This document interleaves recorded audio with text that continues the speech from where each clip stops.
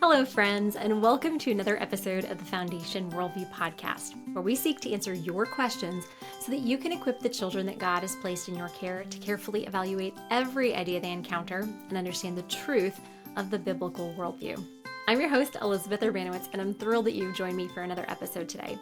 Today's question says, I have 3 kids, ages 5, 7, and 1.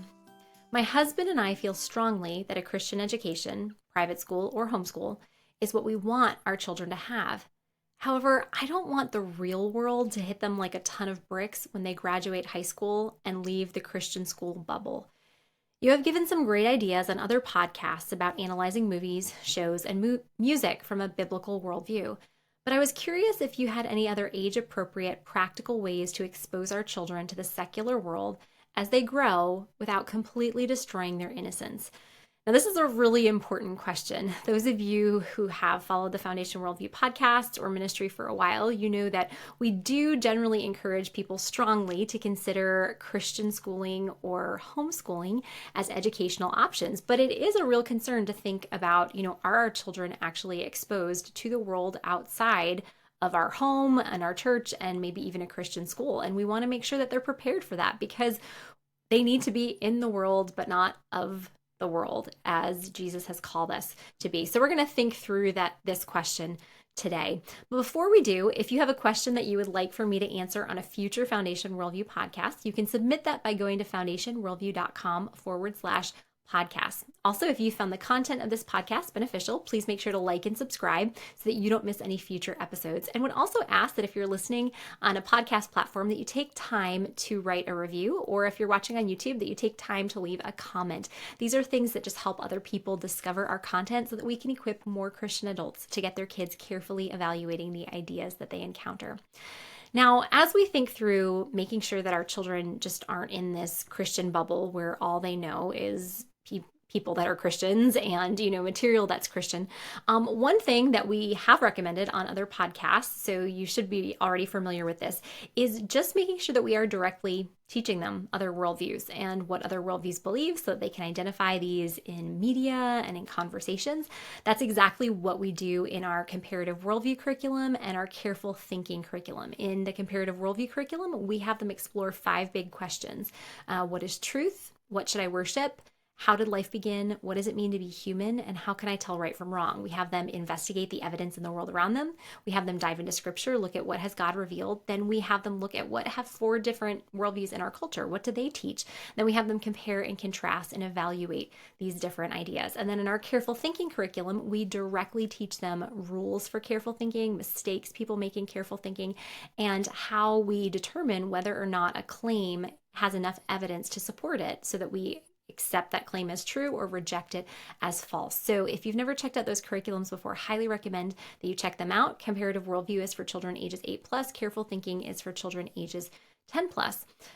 It's really important that we give our children the opportunity to learn what other worldviews teach so that they have an opportunity to evaluate those ideas, to see the different kernels of truth in those worldviews, and then evaluate them for their strengths and weaknesses. And we also want to give them real life practice, as this questioner mentioned, evaluating movies and music and TV shows and different things like that.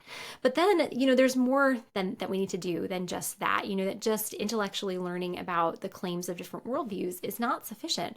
We do need to make sure that we are not having our kids live inside a bubble. We need to make sure that if there is that bubble, that we're actually popping that bubble, and that we're being intentional at helping our children and our families, develop relationships with nonbelievers in our community. Not that these people are our projects, because that's completely an unbiblical attitude, but we're called to be in the world, but not of it. And so we need to make sure that we ourselves, as family units, that we are in the world, but not of the world. Now, I think a lot of people make the mistake of thinking that the way that their family is going to be in the world but not of the world is just by sending their kids to public school. And they're like, oh, that way our kids are in the world, but they're not intentional at making sure that their children are well trained to recognize many of the faulty ideas that they're going to be presented with every day. And so we don't just want to send our kids out into the world without any training, but we do need to make sure that our children are developing relationships with people who are different than us.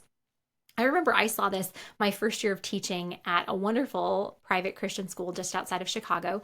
That my first year of teaching, I was teaching fourth grade, and our school hosted, I think it was actually 2 weeks every year. I can't remember if it was one or two, but I think it was 2 weeks every year in the spring. We had our missions emphasis weeks. And what we would do is all of the families who were missionaries, who were home on furlough, we'd have different missionary families in our classroom explaining what they did. We'd have different people in the community who were missionaries, reaching out to the local community. They would come in and talk to our kids.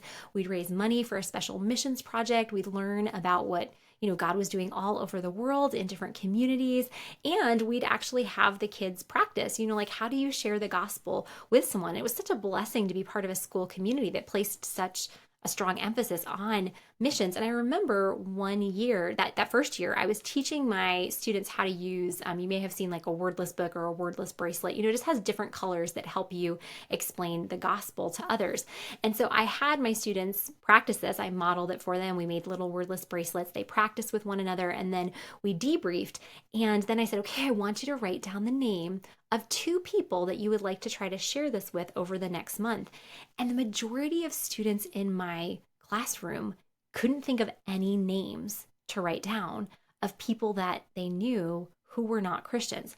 Now, to be fair, this was a school in Wheaton, Illinois, and anybody who's familiar with Wheaton, Illinois knows Wheaton is kind of like the mecca of Christendom. That there's Wheaton College, and there's so many huge Christian organizations that have just laid down roots in Wheaton. And so it was harder to find people that were not genuinely believers in Wheaton, Illinois. That I remember, I grew up in New York, a very secular area of New York where I knew hardly any Christians. And then I moved to Wheaton, Illinois, and I would go to Starbucks, and there would be, like 10 different groups of women doing their Bible studies there. And then different pastors from different churches would be interviewing people there. And I was like, where have I landed? So granted, in Wheaton, Illinois, it is harder to find people who are not actually Christians, but it was not impossible. And I remember thinking, man, my students are going to be at such a disadvantage if they go to Christian school K-12, they don't know anybody who's not a believer, and then they go to a Christian university. They're going to, one, not have any experience in the world outside of Christianity, and 2, they're going to have a really difficult time discerning what is distinctly Christian and what is just culturally Christian. And so we need to make sure that our children are developing relationships with non-believers. And so how can we do this? Practically, practice hospitality. If we just invite other families from our neighborhood over into our home, that's a great way to know people. And, some families might think they're Christians because, they're not Buddhist or they're not Muslim, but they might not actually understand the gospel.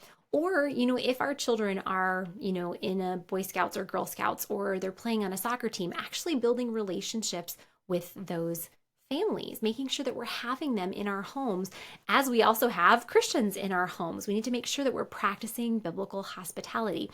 And this is so important because when we do this, when we intentionally develop relationships with those who are not believers, our kids are seeing that we can love others and care for them and show genuine interest in their lives, even when we disagree with them about some really important issues. This was something I was grateful my parents did while growing up. My parents were very intentional about practicing hospitality. And a good majority of the time, the people that we had over were Christians from our church. But my parents were also intentional about having families over, whether it was neighbors. When I was growing up, we had a widow down the street from us who was a Mormon, and my mom would have her over every Thursday for dinner. And I remember hearing my mom talking to her about the Bible and talking to her about differences, between the Bible and the Book of Mormon, and urging her to understand the gospel. And then, as we grew and as we developed friendships with different kids in the community, sometimes my parents would have their families over for dinner. And it was just something where I understood growing up that our family believed very different things than these other families, but we were still able to love them. And so often the argument in our culture is, you don't agree, like if you don't agree with X, fill in whatever the blank with X is, you don't know anyone who lives or believes X. Now, if you go and you look back on the comments of any of our YouTube videos where we have talked about biblical sexuality, a lot of the comments will say, oh, you must not know anyone who's gay, or you must not know anyone who's transgender, because of the biblical truth that I'm speaking about that, where those comments always make me smile. And I think, why do people think that if I hold to a biblical position, I don't know anyone who holds to an unbiblical position? That I have friends, I have neighbors, I have family members who hold to these unbiblical positions, who I deeply love and care about, that I can love someone and choose to believe that their actions contradict what is morally right, because it contradicts Scripture. So we want to make sure that our children don't buy into this lie, that they understand that we are choosing to live this way because it honors God, and we can still love others who don't live like this. I remember seeing a TLC show years ago. It was a documentary just about this really, really conservative family. And it was not 19 Kids and Counting. It was some other documentary. And the parents had they were super insular. Their kids were never allowed out in the community. They were never allowed to build relationships anywhere else. They, all sorts of interesting things, they had never had sugar before, all these things. And these parents just kind of wanted to create this perfect little world. And then one of their older teenage daughters, she was invited on a trip somewhere, and she was a teenager, and it was with another family member. And so the parents let her go. And when she was there, she saw all of these things that she had never experienced, but these things that her parents had always told her, these are bad, these are wrong, don't do them. And the people on the camera interviewed her, and they're like, well, what do you think about this, now that you've seen this? And she's like, it's really making me wonder, meeting these people and seeing how nice they are, if my parents weren't just wrong. And we don't want our kids to have this idea, this false idea, that anyone who comes from a different worldview is just this terrible, horrible person. No, we're all sinners, but by God's common grace, we can be kind to one another. We can enjoy one another. And so we want to make sure that our children have relationships with all different kinds of people. Now, I've seen this played out very, very differently in some friends of mine. Those of you who have watched previous Foundation Worldview webinars, you know that several years ago now, I interviewed Rosaria Butterfield about raising children in a home that practices biblical hospitality. And over the years, Rosaria has become a friend. And as I have stayed with her family when I've been visiting them, I've observed something that's really different, that the Butterfields practice what they call radically ordinary hospitality, that they have their home open to believers and to unbelievers in their community, most evenings. And their children, they have a pretty firmly rooted Christian faith.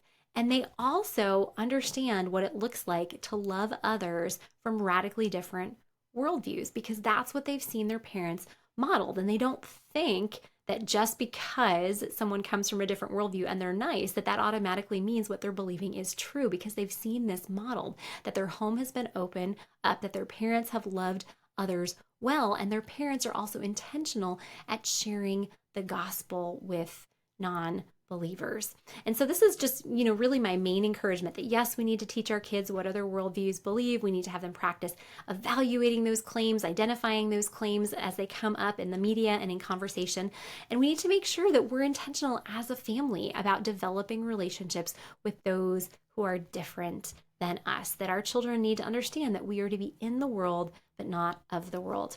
Just as another small aside, for those of you who are or are planning to send your children to Christian school can be a wonderful thing, especially with everything that's going on in our culture. So much of the public school day is spent actually teaching things that contradict reality and contradict Scripture. And, do we really want that much? Do we really want our children indoctrinated, but also with that much time wasted on time that should be spent teaching them, how to think and reason well? So Christian school can be a really great option. But one thing that we have to make sure that we're doing if we have our children in a Christian school is keeping an open conversation about things that they encounter in that school that align with the biblical worldview and things that do not. I can tell you from the perspective of having taught in a wonderful Christian school for a decade that the families that send their children to Christian school are vastly different and have very different ideas of why they want their children in a Christian school. And so I had many children in my classroom who came from homes where their parents were very serious about the faith and were intentional about discipleship. Then I had other children in my classroom where their parents sent them to the school not because they really loved the Lord, but because they didn't want them in the public school, or because they just really liked, the state-of-the-art technology, or the sports teams, or different things like that. And so there were many things that were said and done by children in my classroom that came from those types of homes that, were the same types of things that you would encounter in a public school. And we don't want our children to think that everything that happens in a Christian school is distinctly Christian. We want them to be prepared, to evaluate, does this align with Scripture? Does this not align with Scripture? Also, the teachers in a Christian school, I think Christian school administrators are starting to wake up to the fact that just because someone has graduated from a Christian university does not mean that they have a biblical understanding of what education is.